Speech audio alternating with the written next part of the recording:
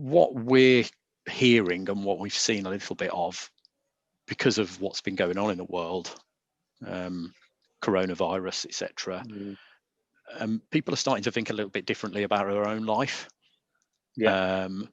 which is sometimes the thing that a lot of people forget about. There are people behind these businesses, and they've got their own lives outside of work. And I think COVID has certainly brought that home to roost to people. They're starting to think, do I really want to be doing this, slogging my guts out for another, I don't know, however many years, when, you know what, I could have a comfortable living now. I could have a very comfortable life now if I was to sell the business right now. And we're seeing that a little bit more and more, to be honest. Right. Interesting. Because you kind of expected that might be the case. I suspect, though, some of them worry that they might not get a good deal right now. This thing of, this is not the time to sell because we're not doing so well right now. Obviously, you know, people are going to be thinking that, well, what was it worth before all of this? What could it be potentially worth after, if we bring it, you know, if we get it to a certain level again or bring it back again? But it's also, you know, it's worth considering. We say this to a lot of people, is, and it's coming back to this humanizing it in the background.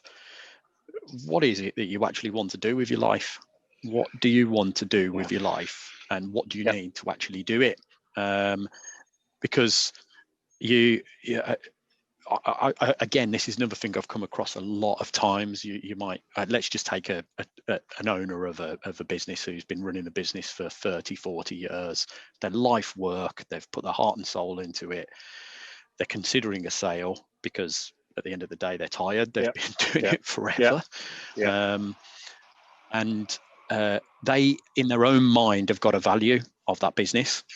It's a certain figure.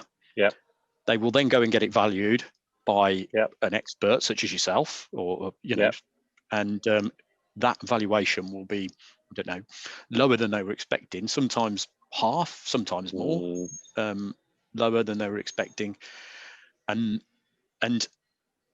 stubbornly, the answer will be, I'm not selling, and they'll dig their heels in, and therefore carry on slogging the guts out for another 10 years and not enjoying putting their feet up on the beach like what they want to do.